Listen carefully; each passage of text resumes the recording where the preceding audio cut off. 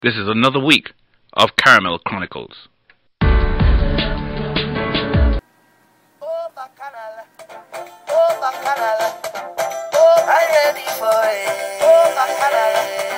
Oh, I'm ready for it. Oh, bacchanal. Oh, I'm ready for it. Oh, bacchanal. Oh, I'm ready for bacchanal. Bacchanal. Oh, bacchanal. Bacchanal. Bacchanal. Bacchanal.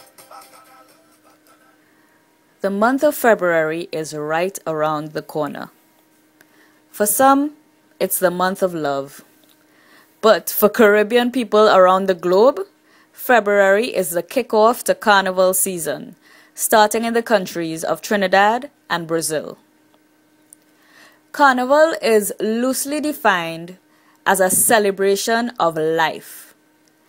It is well known as a celebration of creativity, self-expression. It's an explosion of color, music, and revelry. And it invokes the most liberating feelings that this life can offer. Carnival in the Caribbean traces its roots back to the days of slavery. According to GoTrinidad.com, it originated around 70. This international exposure, though, it has been both good and bad for the art form. Because of how it is marketed, people who are not aware of its historical origins can only associate Carnival with half-naked people dancing vulgarly in the streets.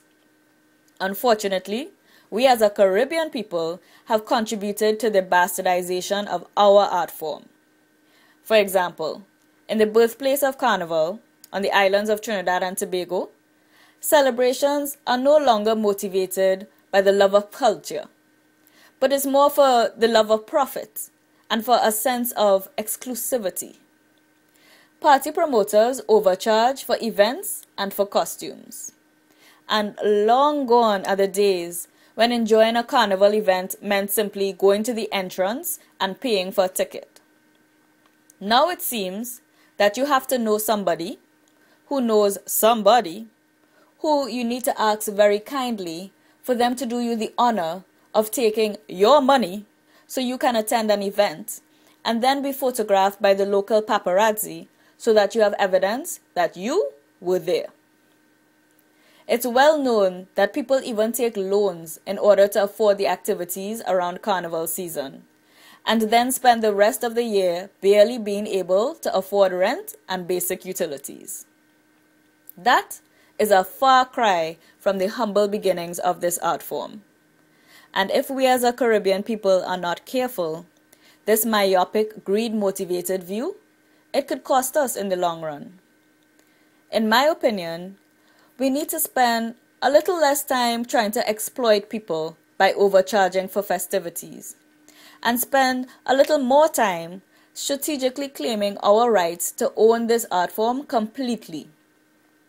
We should be promoting the cultural aspects as much as the half-clad masqueraders.